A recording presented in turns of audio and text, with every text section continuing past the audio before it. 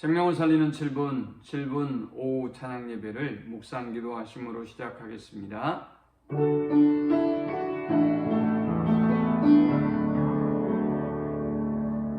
하나님 복된 성일에 우리가 이렇게 새벽부터 예배할 수 있는 은혜 주셔서 감사합니다.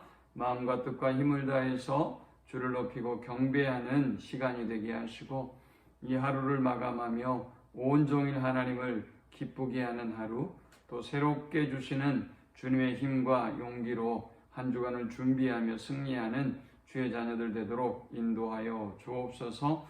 찬양이 넘치는 예배, 감사가 넘치는 예배, 은혜가 넘치는 예배가 되게 하여 주옵소서. 예수님의 이름으로 기도합니다. 아멘. 찬송 406장 드리겠습니다.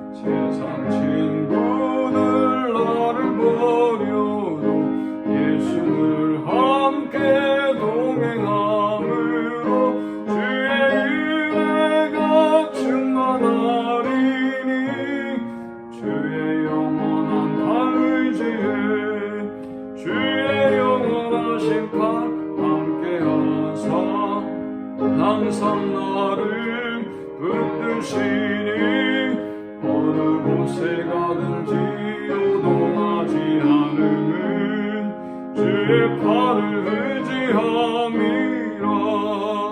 나의 믿음이 연약해져도 미리 예비한 힘을 주시며 위태할 때도 안보하시는 주의 영원한 팔 의지해 주의 영원하신 팔 함께하사 항상 나를 붙드시니 어느 곳에 가든지 요동하지 않음은 주의 팔을 의지함이라.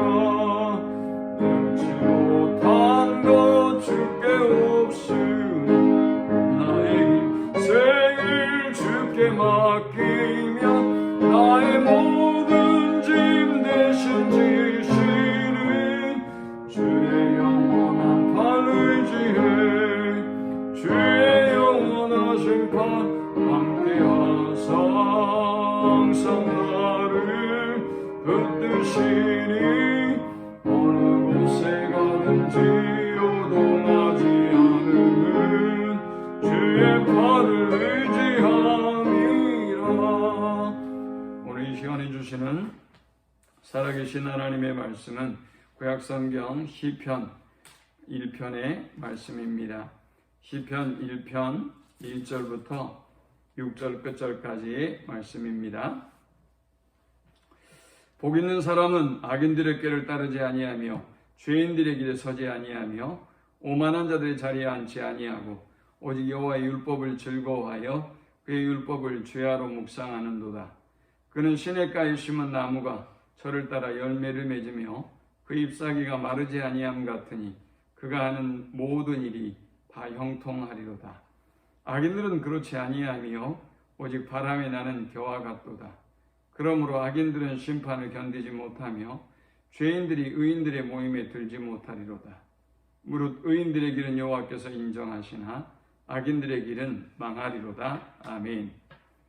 지금처럼 사회가 혼란스럽고 어려울 때, 또 코로나로 인해서 여러 가지 불안과 염려가 있을 때 우리가 하나님의 말씀으로 돌아가고 하나님께로 돌아가는 것이 얼마나 중요한 일인지 모릅니다.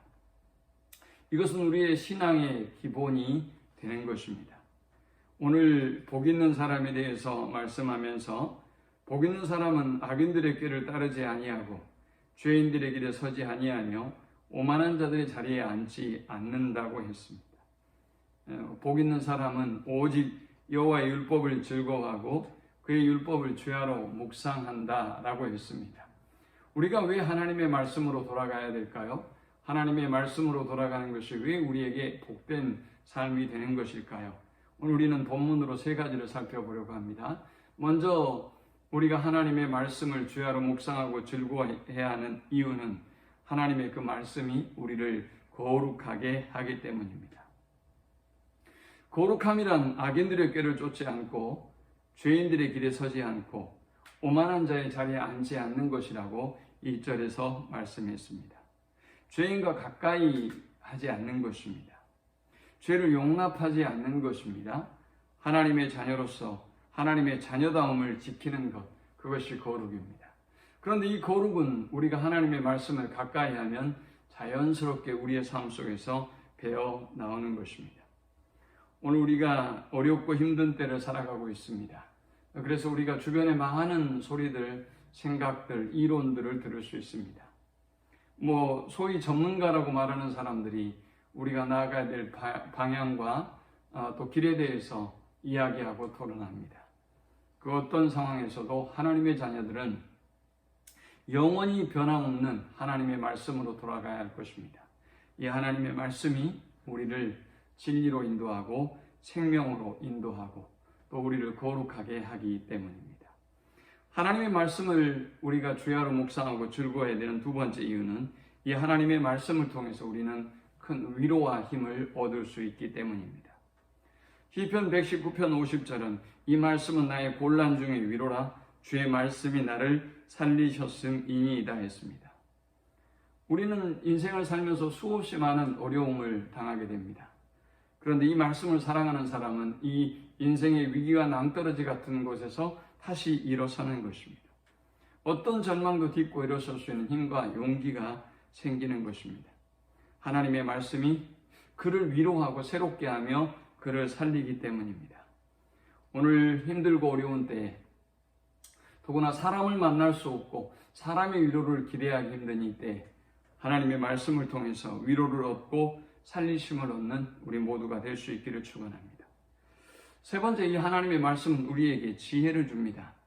시편 119편 97절은 내가 주의 복을 어찌 그리 사랑하는지요 내가 그것을 종일 묵상하나이다. 주의 계명이 항상 나와 함께하므로 그것이 나로 원수보다 지혜롭게 하나이다 했습니다.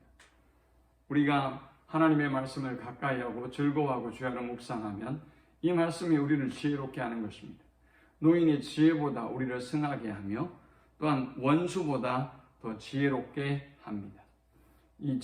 우리가 이 혼란스러운 때에 더욱더 필요한 것이 하나님의 지혜인데요. 이 하나님의 지혜는 바로 말씀 속에 있습니다.